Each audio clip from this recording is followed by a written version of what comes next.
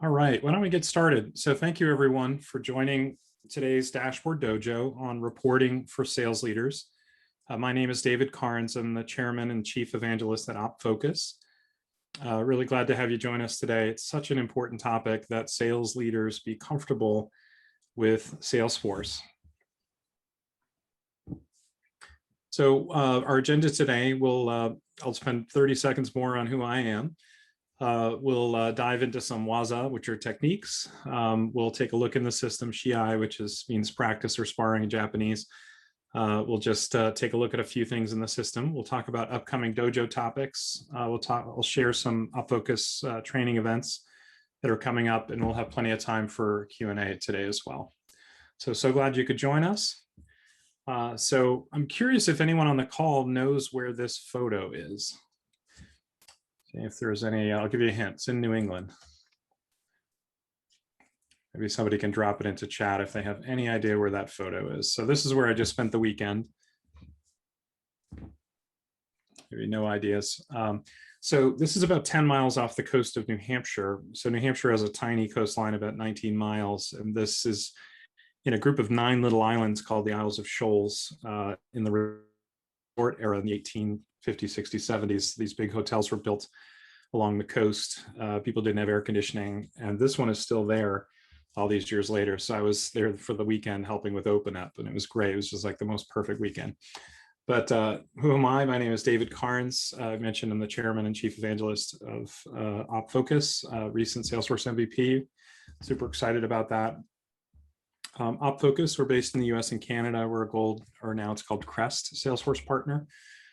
We work with SaaS companies on their revenue operations. So if you need any help with that, we'd be glad to speak with you. Today, we're going to talk about a number of things. I think I picked a topic like this, and I have all these grand visions, and I realized, okay, we've got 50 minutes or so to talk. But what I thought to do is talk about some needs that a sales VP might have, bird's eye view, talk about filtering, talk about trending, and then dig into what a sales director needs. And this is probably the least obvious. So, you buy Salesforce, there are no dashboards. In Lightning, there are no reports either. So you basically start off with nothing on those tabs. And it's not really obvious what would be most helpful to a sales director in particular. So I'm thinking like that mid-level manager who needs to manage pipeline, coach reps, and then understands what's changed last week. That's probably the sweet spot for today, is that mid-level sales leader.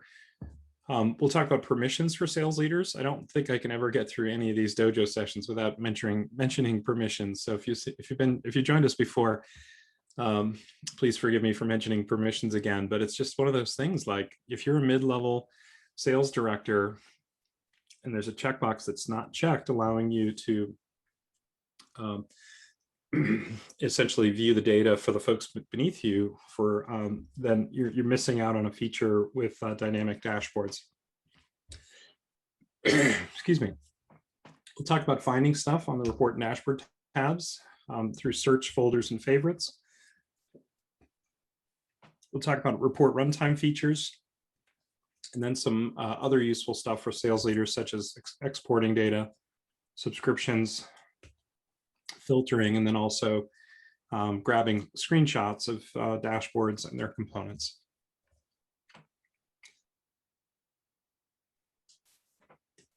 All right. So I thought to introduce 2 personas today. One is the SVP of Global Sales, Tina. She needs to drive sales across regions. She might have hundreds of sales reps reporting up to her. The number almost doesn't matter. Except that the bigger the number, the more high level, the more dashboard and chart driven, summary data driven her role would be. She needs to forecast, she needs to plan hiring, she needs to understand and optimize her sales process. So what we might recommend for somebody at the SVP level, there'd probably be a global sales dashboard, and that might be viewed daily or weekly. We might look to take advantage of dashboard filters, and we'll talk about those in a little bit. We can use the dashboard filters to do dynamic ranges. We can dig into regions, industries, countries, etc. So each dashboard can have up to 3 filters. We'll talk a little bit about trending. Other types of dashboards that a head of sales would need would be something related to board prep.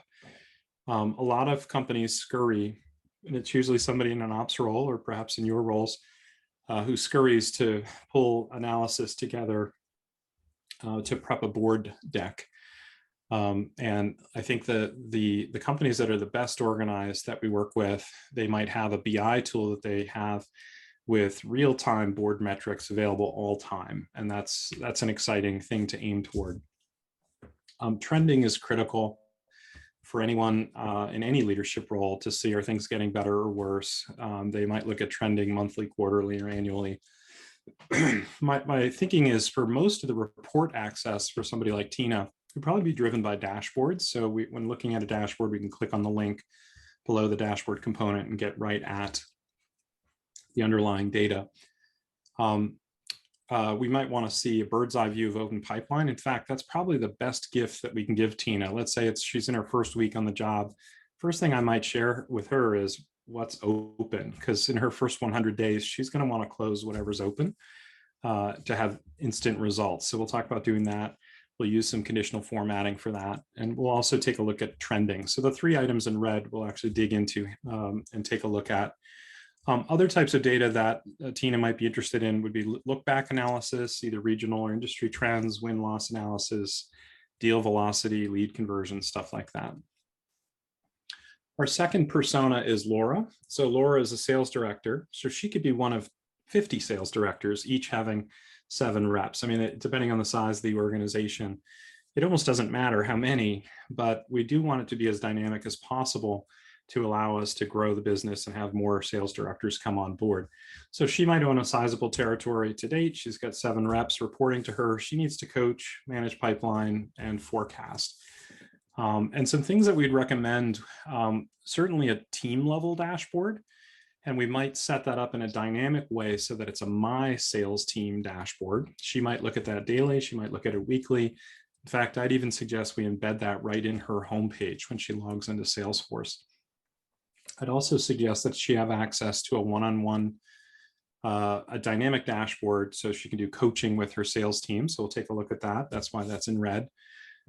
She might also be interested in details and trend analysis dashboards. And those might be things that she looks at quarterly or annually. Just look back on win-loss analysis, other types of analysis on metrics. Certainly with reporting, there's a lot that she might take advantage of. Things like what's our open pipeline right now. She might run her team meetings just looking at an open pipeline report. One of the things that is not obvious, has been part of Salesforce for years, is a feature called historical trending. And it's very useful to see what's changed perhaps since last week or last month, depending on how often you look at your pipeline. The feature must be enabled, and we'll go ahead and do that. And we'll take a look at reporting with that historical trending. It's very simple to set up. You just need some time to go by. You need a week or 2 weeks to go by to start seeing the data fill in. She also would certainly be interested in different types of pipeline analysis. That might be monthly or quarterly. If your organization is doing account-based marketing and you have a set of target accounts, you might want to look at target accounts specifically and whether or not they have pipeline. And to do that, you might use a custom report type, such as accounts with or without opportunities, so that you can isolate your target accounts. And then if they have opportunities, show them, but also always show the accounts as well. Why don't we dig in here? So that gift that I wanted to offer Tina, she's just joined our organization, would be what's open right now. And we might look at this a couple of different ways. We might look at this, you can see here, I've got it grouped by industry and by stage. So it's a matrix report. What we've also done is added, so we're summing on the amount, and we've added conditional formatting. We'll do this together in a moment. It's very straightforward to do, but I really like this as sort of a first thing to hand somebody when they walk in the door so they know what's open, because they're going to want to try to close whatever they can as part of getting set up in their new role. So we might look at this by industry, by rep. If you have a custom region field on the account or the opportunity, we could certainly use that. What we do is create a report. We might filter that opportunity report on open opportunities. In this case, we grouped rows by industry, we grouped columns by stage, we summed the amount, and then we went down. After you add your first grouping, you have the ability to add conditional formatting, and we just went ahead and did that. Let's go take a look at in a system. I've got this set up and ready to go here. So this is something we might do on Tina's behalf. So we might create a report where we've grouped it. In this case, I've grouped it by owner. Just make it a little larger here. So I've grouped it by owner, and I've grouped it across the top by stage. Now we're in the run environment right now. And what I might want to do, what I need to do in order to add the conditional formatting is actually go to the edit environment. So when I go to edit, down here in the bottom right-hand corner, if I get all the Zoom windows out of the way, what I can see is the conditional formatting here. So in order to use conditional formatting, we would group by anything. So in this case, I've grouped by owner. And then to make it a matrix report, I've grouped it by stage, and that throws the stages across the top. The one other ingredient you need with conditional formatting is you have to have some column summed in some way. So the amount column, I've gone ahead and summed here. Now I'm ready to add the conditional formatting, and I can just click that button in the bottom right and then add a conditional formatting rule. You can have up to 3. If you have 3, it gets pretty busy. That would be 3 different rules on 3 different summed columns, perhaps. In this case, we only have 1 summed column, which is the sum of the amount. And why don't I say if it's less than $1 million, I'll make it red. And if it's greater than 5 million, this is by stage, mind you, I'll go ahead and make it green. Now these colors, you can either choose from, I think this is 24, 1, 2, 3, 4, 5, 1, 2, 3, 1, 2, 3. So 35 potential colors or no colors. You can also just highlight with 1 color if you want. Or you can use up to millions of colors if there's a specific palette that you want. So you can do that with any of the 3 colors.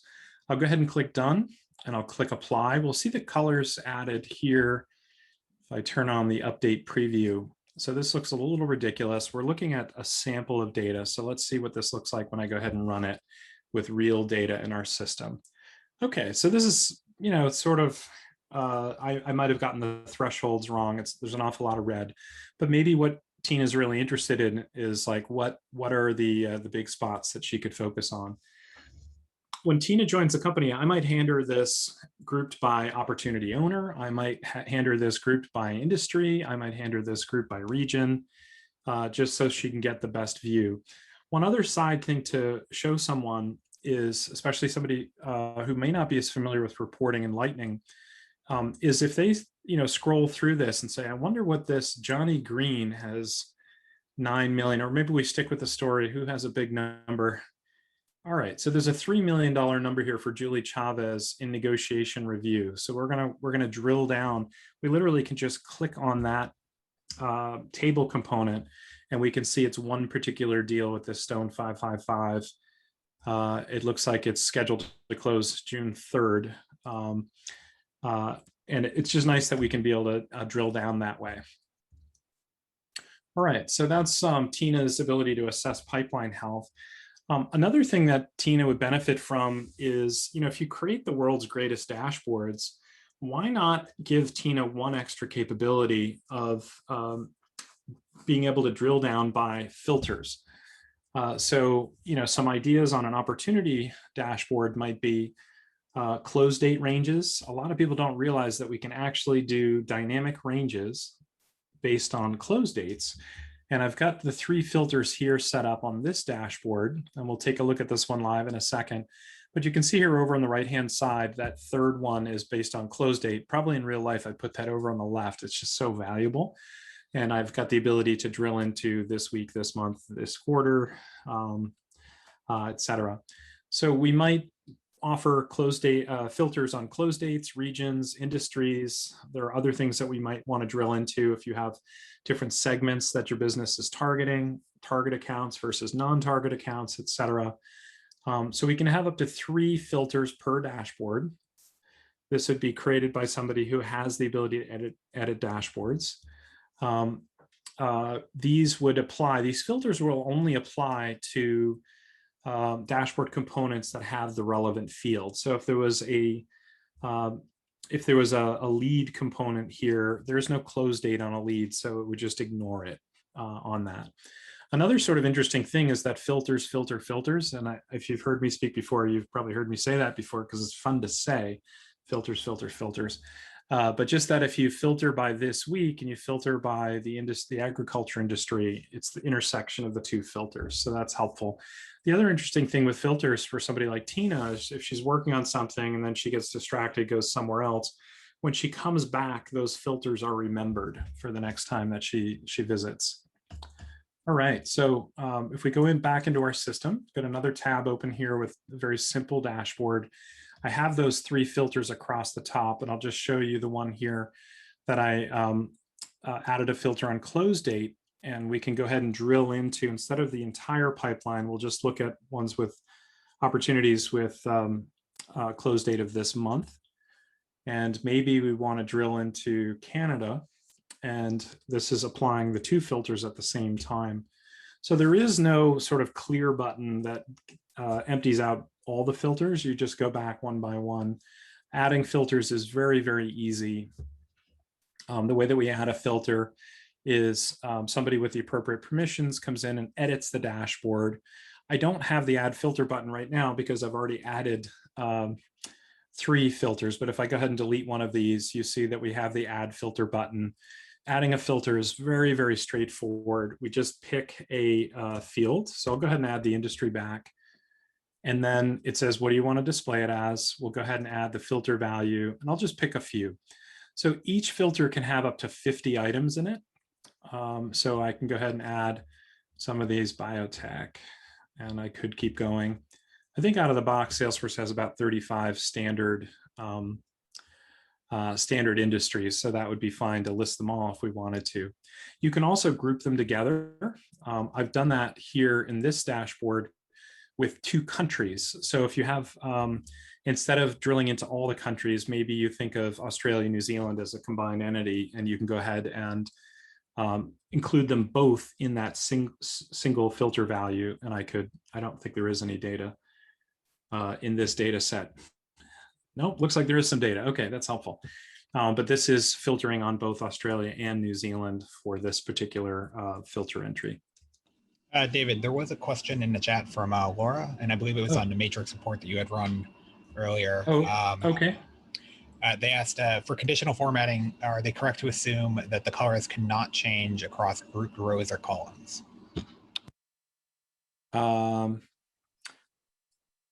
Just trying to think. I'm going to jump back and just try to interpret what that. So the colors cannot. Can the colors change across grouped rows or columns? Well, sort of the obvious answer is yes. We're seeing across grouped. But I guess what you're saying is for Bruce have a different set of colors than for Catherine. That must be what that is. So no. However, you could do something interesting. So this is where we sort of pull out the machete and sort of walk off the trail a little bit and start slashing bushes. I mean, you could roll up another field. So we can have up to 3 roll-up summaries, and you could go so far as to create a custom formula field with the same value, have a different name for it. Maybe it's the backup amount field or something like that. And you could apply a different set of colors to that. But again, that would be across like the entire grouping for that sum. I don't have any other summed column. Maybe we can use, I think expected revenue will let us do it. So if we come back in here and we sum the expected revenue, we'll see that get added, and it doesn't have any colors to it. We could apply a second conditional formatting to that. So I don't think it's as flexible as what Laura's asking about. For each item that is summed up and is conditionally formatted, you have the one color set. So I could add a totally different color set for this sum of expected revenue, but that's not what you're asking. All right. The third thing I thought to mention for Tina, so Senior Vice President, Tina needs trending. Please, please, please offer sales leaders trending. There are a couple of simple options available all the time in Salesforce. One of them would be to group your report by the close date twice. So this is not as intuitive. Out of the box, there is a second close date field. That field has existed in Salesforce for so long. It's been there since I started using Salesforce 16 years ago. It predates formulas. And the reason they added it is to do exactly this, so that you could group by the close date twice, essentially. So I'm grouping by month, it's the close month. And within that, I'm grouping by the close year. And this is year over year. So this is 5 years of sales closed won data for each month. And you could look across time and see that whatever reason, November, and it looks like April, or is that March? Can't even read my own data here. Some of these months are not as strong year over year, but sort of a powerful capability. It's built right in. You, on an opportunity report, can group it by the close date twice. So you do it by close date, the regular one, on the month, and then add the close date 2 and group that by year. A second trending option that comes out of the box, it's always there, is called opportunity trends. This is kind of an ancient trending feature. There's not a lot of control over it.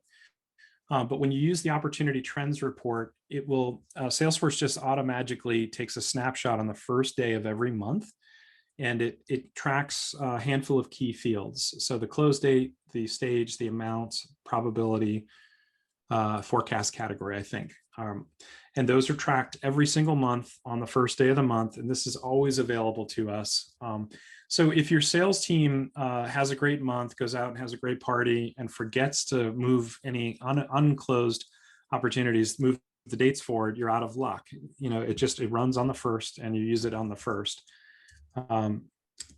So if I were to do that, what I do is just come right in here. I'll go ahead and discard the changes. I'll create a new report. And under opportunities, if I scroll down here, it's just opportunity trends.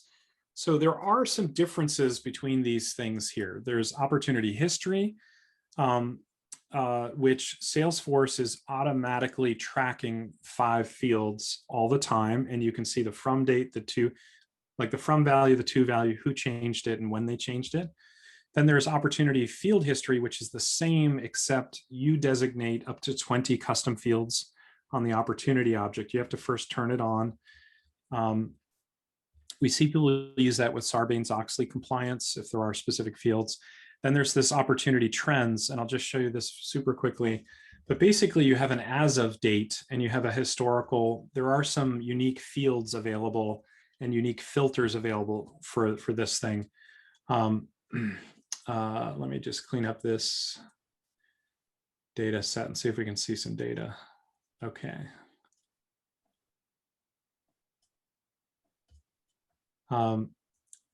So why don't we do all time, and it's only to just see a little bit more data here. Why don't we look at our open opportunities? I don't think I have a ton of data in this particular system. And I'm seeing no results. Okay, that's even worse than I thought. Historical stage. Okay, well, see what happens when you go off. I don't think I'm going to fix that right now on that, but you can see I've got my screenshot here, and it's just once a month on the opportunity trends. The third option requires an admin's involvement, which is a feature called a reporting snapshot. It's also not new, but it's something that we might use to do, take a snapshot of our total open pipeline once a week. So at OpFocus, I think for years, it's been about 11 o'clock at night on a Monday. Why do we pick a Monday? A Monday is when the leadership team tends to meet and talk about the pipeline. So just after that, we figure it's the cleanest the pipeline is going to be all week. So we snapshot that. So the striations here are opportunity stages for open opportunities. And you can just see typically what we do is sort it so that the pipeline, like prospecting type stages, would be up at the top, and contracts negotiations would be at the bottom. And this is 52 weeks of pipeline data being tracked. There are 4 ingredients for a reporting snapshot. There's a source report, then and that would have the columns that you want snapshotted. Then an admin creates a custom object to store the data and has to create fields for each one of the columns in the source report. And then the admin goes ahead and defines the reporting snapshot and says which source report, which target object, which column on the report goes to which custom field on the target object, and then when do we want this to run, such as Monday at 11 p.m. And then you just need some time to go by. So we obviously have 52 weeks of data for this snapshot example here. All right, so those are just a couple of things that Tina might benefit from. I mentioned that Laura is a mid-level manager, and she needs to manage her team. What I'd suggest for her is as soon as she logs into Salesforce, right embedded in her homepage might be a dynamic view of her team's sales. Like I've got a couple of examples in this panel here. My team sales this quarter, my team sales this year, my team's forecast this month, my team's forecast next month, my team's open pipeline. For a sales leader, she may also want to track leads that are open. She may want to track target accounts. She might want to track activities. So this thin sliver of a panel may get a little bit taller, but it just, you can put an entire dashboard right into the homepage. So it's available for her front and center. So if you did have 10 different sales directors, this would be nice. We would, in their homepage, just make it only available to those sales directors and have it be dynamic so that when Laura logs in, she sees her data. And when Bob logs in, he sees his data. We just make it dynamic. So if we go ahead and take a look, I've got another dev work set up and I'm logged in as Laura in this. So I'm just using the login as feature. And we can see what I've done is just put this simple panel right into the homepage. But then what we might also embed for her in the homepage is a list of my team's active large ops and stuff like that. So how are we doing this? We're doing this by a couple of techniques. One is to create a bunch of reports that are filtered on my team. Once you've created those reports that you want, then you add them as components onto the dashboard. And I've got 2 gas gauges, 2 tables, and a funnel here. I'll just take a look at one of these. I'll just drill down to the underlying report. Now, this is running it. Oh, I'm still logged in as Laura. Good. Okay. So it'll run it as Laura. So this is the data that we saw.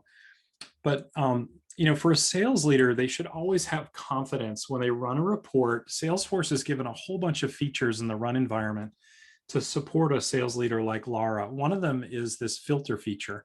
So if I click on the little funnel icon here, which I think is meant to be a filter, you can see here that these underlying reports, we've used a feature called My Team's Opportunities.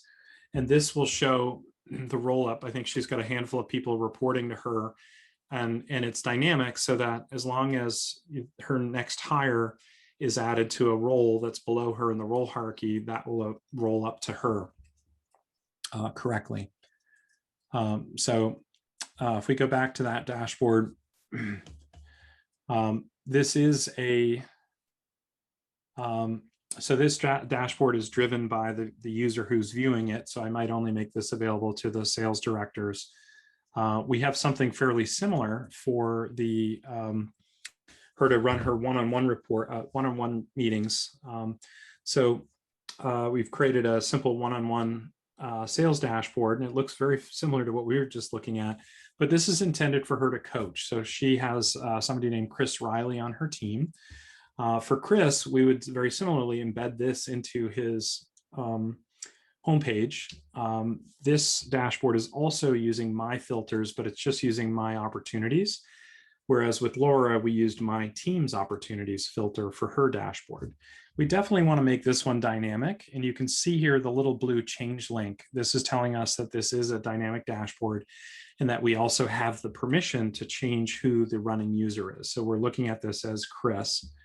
Some things we might want to add on to it might be active leads by status, information about the target accounts that Chris owns, the trend of activities by week, stuff like that.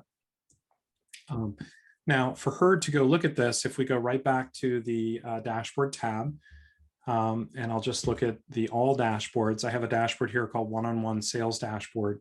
Now, this is going to run it as Laura. And Oh, this is great. It looks like I didn't set this one up correctly. Ooh, this is good. So we can go out, we can pull out our machete and start whacking the vines and stuff again. So I didn't actually set her up correctly to work with this.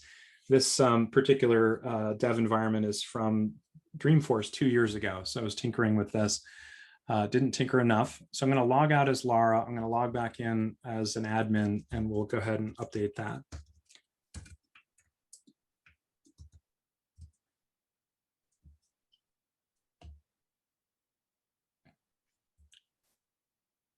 All right, so when we come back in here, I've got an app set up called reporting that just gives me the tabs that I want. We'll go right back in here to that one-on-one. Okay, so it looks like Lara doesn't have the correct permissions. So we're gonna have a topic about permissions in a second. Super important. So this is a mistake that is probably true in many of your orgs as well.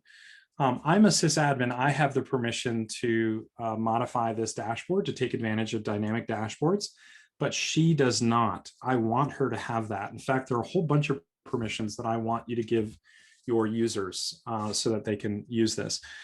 From the dashboard setup side, so there's two different things we need to do to make this dynamic. On the dashboard itself, if we come in here and edit this, and then go right into the properties. So it's basically, this is set up correctly. She doesn't have the permissions to use it though. That's a shame. So we have this, so we can view the dashboard as the dashboard viewer. So by default, it'll run it as whoever's looking at it. But then let the dashboard viewers choose whom they view the dashboard as.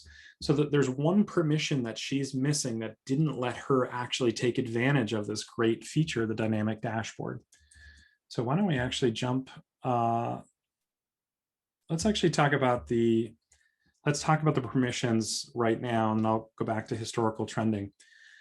So permissions, there are 31 report and dashboard permissions out there. Only 4 are set by default.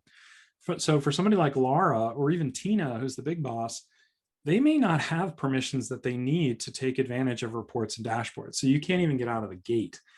And we want to absolutely, as an admin, we want to consider the needs of sales reps, sales managers, super users. I think Kyle's put this in the chat, the bit.ly report permissions. This is a blog article I wrote for Salesforce 2 years back, but the permissions are all the same. I think they've relabeled one of them. I checked in the summer 21 release. But in this article, basically it's enable users on Lightning reports and dashboards. If we come down here, what I did was make suggestions for the permissions that you might want to give managers and super users. So whether Laura as a manager just needs manager perms, or whether you want her to actually create things as well, you might give her super user type permissions. But if we scroll down here for managers, we want her to be able to export reports, probably, subscribe to dashboards, subscribe to reports, and then this is the thing that Laura was missing: view my team's dashboards. Super critical if you want a mid-level manager or director to be able to use dynamic dashboards. All right, so that's, I do want to mention one other thing that's valuable for somebody like Laura, who's just trying to see what changed since last week. I've had more sales leaders ask, can you just give me a view of what changed? Please, please, please. This feature has been in Salesforce for years. It's called historical trending. This has to be enabled by an admin. Once they enable it, you need some time to go by, right? So it doesn't start logging the data until they activate it, and then from that moment on. But what it does is it tracks the current month plus up to 3 prior months worth of data. So you could get up to 4 months of changes to your opportunities. You can also use this feature on cases. You can use it on one of the forecast objects, and you can use it on up to 3 custom objects as well. So this feature has to be turned on. And then once you've turned it on, there is a report type that's available. It's called opportunities with historical trending. This is a very special report type that has some very special features to it. It allows us to show the historical value right next to the current value. And you can see here in my screenshot, I'm showing the historical stage right next to the current stage, the historical close date next to the current close date. We can leverage historic filters, and that's what I've done in the example that I'll show you. Is I've set it so that based on what was open 7 days ago, where are all those opportunities? And that's really what somebody like Laura wants to know. And what we see are the changes. All changes on pick lists now show up as green. So even an opportunity, if you allow an opportunity to move backwards in your stages, it'll still show up as green, which, you know, some companies do not allow that. But just note that historical trending, it's always green for a pick list change. Whereas with a close date change, you have the ability to say whether it's green or red if it goes further out or comes nearer. On a close date or on an amount, we can actually show the change itself. So in this case, the opportunity amount grew by 175,000 and change. And so we're showing that in green because it went up by that amount. So it's a really nice feature, especially for somebody panicking before the next big meeting when they're going to be grilled on what's going on with the pipeline. And they always need at their fingertips sort of the details. So back in our system, and now I have to remember which system I set this up in. Here it is here. So again, when I created the report, after turning on that feature, the report type is now available. It's called Opportunities with Historical Trending. And when you run the report, it's got a couple of interesting things to it. So there are special fields, there are special filters, and then there's this extra thing for the dates that you can choose. So I'm just showing 7 days ago and now, but I could actually show a month ago, 2 months ago, 3 months ago if I really wanted to overload this. And it would show each one of those historical values plus the current month. You can see here that I've got some reds and greens, it looks like, or at least some reds in the data. Here are some greens. I've just scrolled by that change amount. If I come in and edit this report, we'll see some of the structural changes that are unique to this feature. The first thing is the snapshot date up here in the top left. I've just got it set to 7 days from now. For most people, that's all they can handle. What changed since last week? Please help me. So this is the sort of the basic example, but you could add up to 5 snapshot dates, which seems crazy. We have historical values for fields like close date and amount. You can actually do up to 100 fields. There is a limited number of data types that are available, but you could, if you had some custom things that were meaningful changes, you could add those as well. The third thing is within filters, you can use historical fields in the filters. So I said the stage historical from 7 days ago is not equal to closed won or closed lost. So it was everything that was open a week ago. Where is it now? That's what this is doing. All right, I really like that for somebody like Laura, especially she's going to have to go in and defend to her boss and the boss's boss what's gone on in her pipeline. All right, and to enable historical trending, you just need an admin to go under setup. And when they go under setup, they go under feature settings, analytics, reports and dashboards, historical trending, and then they check a box and click save. And then that's when that new custom report type is available in the system. All right. So, sort of rapid fire. Finding stuff on the report and dashboard tabs. This is so critical. You know, if Tina is in her first week on the job, she doesn't see anything. When she goes to the reports tab, the default framework is recent, so she'll see nothing. And the default search is recent, so she'll see nothing. It's very important that we teach our sales leaders that the search context on the reports tab is based on the category that they select over here on the left. So I would suggest if she's brand new to get her to click on all reports and then do her search. Now the search here is a little unusual in that it searches on the first letters of each word in the report title. So if I search on the word op, it's going to highlight ops, ops, ops, ops, each of the first letters of words. If there was a report that had the word copper in it, it would not return with yellow. It's only the first letters. It's essentially a starts with for each of the words in the report name. Now this works the exact same way on the dashboards tab. The search on reports and the search on the dashboards tabs work identically. The whole concept of folders, I want everyone to raise their right hand and swear that they will not give the senior most people access to all folders. It doesn't do anybody any good. Your CEO, she should see the least folders. I promise you, you make her life better. And stuff is stored in folders, obviously. And in Lightning, we can actually nest 4 levels deep. That means it's actually a little harder for people to find things. And it makes it more meaningful that we have that search capability. The navigation, in my opinion, is kind of rudimentary. It's, you're clicking around in these things. So if I'm in a 4th level folder and I want to go to the 3rd level folder, I click up that level, and I can't even see the 1st and 2nd levels. It doesn't fit on the screen. If you have a new person like Tina on board, you may need to go back. If you're an admin or the super user managing your folders, you may need to go back and give Tina directly or Tina's role access to, you may need to revisit your permissions. When possible, if you share with either public groups or roles, it makes it a bit more dynamic than if you share with individual users. There are 3 levels of permissions. You can share view, edit, and manage. My suggestion would be to give edit and manage very sparingly. Somebody like Tina, she just needs to view it. You don't want people changing your reports. They can always save as and create their own version of something. Favorites is a little too much going on this slide, but basically favorites is a fantastic feature for sales leaders. There's a couple things that it does. If you start favoriting reports, they actually get added right into the reports tab for that user. And the same is true with dashboards. So if you haven't discovered the favorites feature, please, please, please train your users on favorites. Each user can have up to 200 favorites. They can relabel them, they can reorder them. It's as simple as clicking the star when they're looking at something. So we can favorite all kinds of things. But the best part about it is that it gets built right into the tabs, and that also on the tab itself. So if we come in here to this system and we go to the reports tab.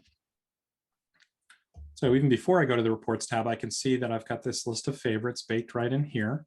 Now, if I go to any one of those reports, you'll see the blue star light up. That's telling me that this is favorited. If I want to unfavorite it, it's just as simple as clicking that. Now, a favorite is a personal permission. That's only affecting my list of favorites. So if I come back in here, I can also get at my list of favorites down on the left-hand side. And I've got this list of all the favorites. And again, you can have up to 200 total. So I can favorite reports, I can favorite report folders, I can favorite dashboards, I can favorite dashboard folders, as well as accounts and contacts and list views and all kinds of things. You can favorite apps. All right, so that's favoriting. There are a whole slew of features available when a user runs a report. So let's say we create a great report for Tina. This is worth spending some time making sure that she's comfortable with all the things that are available to her from the moment that she runs a report. Up in the top left, we can see the report type. This is the source data or the foundation that the report is coming from.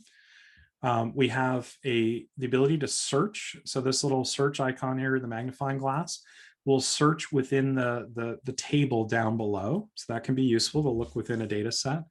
A single report can have up to 2,000 rows in it. And within the 2,000 rows, we can go ahead and search. An end user can add a chart. That's this number 3 here. By default, the chart gets added up at the top and it's a horizontal bar, but somebody can change that if they want. I showed earlier the ability to look at the filtering. So we can click on the number below the number 4. And a user can go ahead and adjust the filters in that run environment. So if they want to look at data a different way. If that report is stored in a folder that's view only, they won't be able to overwrite your report, but they can create their own copy of it and save it privately somewhere else. So we have the ability to refresh data, we can edit, we have a pull down menu so we can get at a whole bunch of additional actions. We can hover over the chart and we can see summary data. We can also click on that chart element and drill down, and the data is filtered down below. We have the ability to sort by clicking on any of the column headers. That's this number 10. So any of these column headers here, we can resort the report. Again, all of this is in the run environment. So I'm not editing the report. I'm just using it as an end user. So we want people like Tina and Laura to be comfortable with this. We have the ability to use these pull downs here. There's a little black triangle next to each one, and we can sort, we can group, we can even remove a column, again, in the runtime environment. There is a drill down feature. I don't see a lot of people using this, but if you click on any of these boxes over here on the left, a drill down button appears, and you can essentially regroup the report and zero in on a specific grouping. The final thing that's kind of valuable in the run environment is this list of toggle buttons across the bottom. I mentioned that you want to encourage people to create their own copy of something rather than edit your report. They could just click on the down arrow in the top right corner and click Save As, and they might save it to a private folder, a public folder, or some folder that they've been shared. A couple of other things we want end users to know about, or sales users, the ability to export reports. To me, this is too wide open. Everybody who has a Salesforce account out of the box can export data.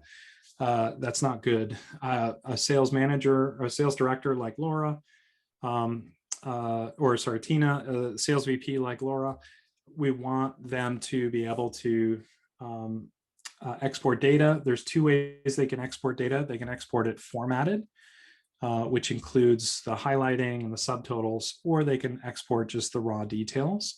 So when they're looking at the reports tab, if they want to export a report, they can just go to the right of that report, click on the action menu, pull down, and choose export.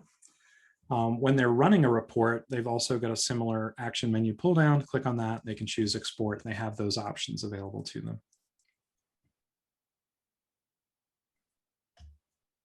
them. So we have subscriptions available. These can be really valuable for somebody, the morning of heading into a meeting, or using these for almost like warnings. So with reports, we have the ability to set conditions, and you could say, let's warn Laura if her pipeline goes below $1 million. So her team's open pipeline, let's make sure she knows about it. Well, we can set up a subscription, and we can add a condition to the subscription that says only email this if this condition is true. In that case, I may want to set it so it's daily and it runs every day, and it'll email me if the pipeline's below $1 million, something like that.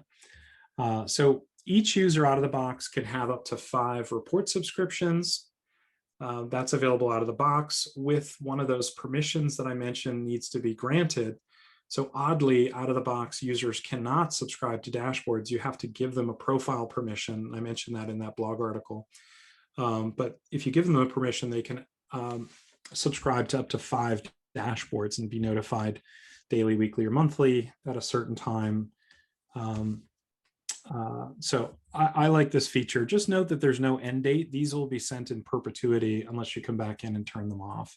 So literally you come back in, click the subscribe button, and there's an unsubscribe at the bottom left to turn that off. A couple of other things that a sales leader might be interested in. One would be, they're preparing a board deck and they like some chart on a report or a dashboard. In this case, we're looking at a dashboard, and there is a feature that allows you to download the individual component. So if you click on this little expand icon when looking at a dashboard, and then there's a little download icon, I can go ahead and grab that as a PNG file. And in the summer release, there is a similar feature. So this is coming out in the next couple of weeks, but the ability to download the entire dashboard. So either one could be useful if you just want to download a single component to use in a board deck, or to download the whole dashboard as a PNG file. All right, so we talked about a number of things. Somehow we got through a fair amount of topics in a short time. Our sales VP's needs, we looked at bird's eye view, filtering and trending.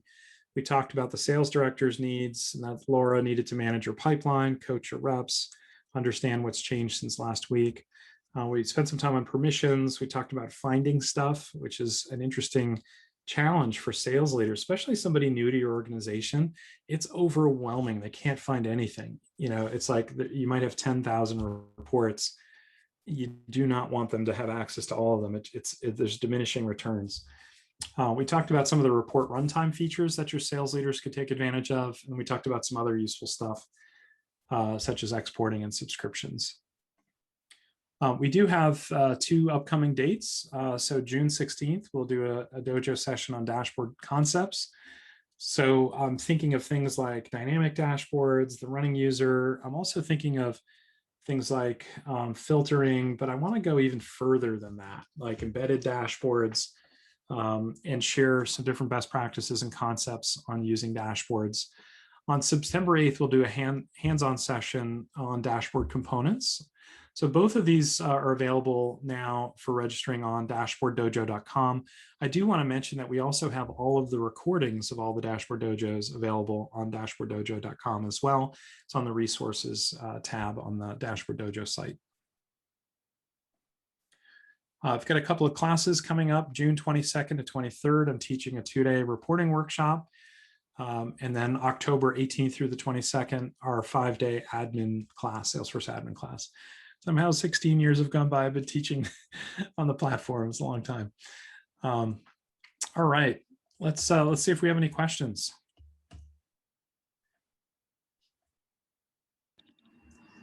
I don't think there are any at the moment, but feel free, everyone, to drop questions into the Q&A at the bottom of your screen or use the chat feature as well. Okay, and it looks like Diana asked a question. Can you drill down into those to see the opportunities? Oh, so I wonder if she was referring to, and I'm sorry I didn't catch that earlier, Diana. We were looking at the matrix report. You're very welcome, Michael. So we were looking at the matrix report, the bird's eye view, and absolutely we can click on any of these items in a matrix report and we can see the actual data, and then you can drill down to the individual opportunities down below just by clicking on the links.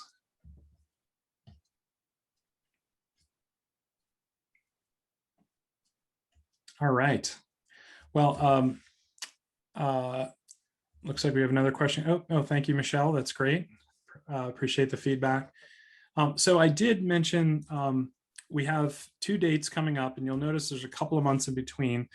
I'm actually going on sabbatical in the summer months, so that's the reason I'm not abandoning you. I'll be thinking about more Dashboard Dojo topics over the summer. I know in September I talked with Daniel about having him come back to do another session on reporting on NPSP. I'm always looking for ideas for topics, so if you have those.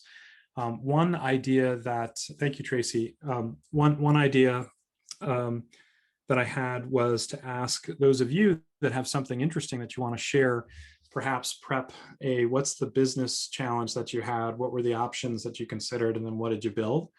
And have just folks share interesting things that they've done. So that's something I'd like to do in the fall, and certainly do more hands-on sessions. So I hope you can join us. If you're not following me on Twitter, my Twitter handle is here, David P. Carnes 3. I haven't been tweeting quite as much, but certainly out there and always willing to engage on Twitter. Emily asked the question about the dashboard concepts. Absolutely, all of these sessions are recorded. Oh, that's right, the Salesforce Education Summit. Sorry. Oh, that's too bad. I apologize, Emily. I did know that was coming up. June's kind of a crowded month. Great. So Rachel asked the question, do you know of any workaround for using dashboard filtering and joined reports? Oh no, Rachel, yes, it's not available. So isn't that a challenge? So the filters, I believe, are not supported. I don't think there is any support for that coming.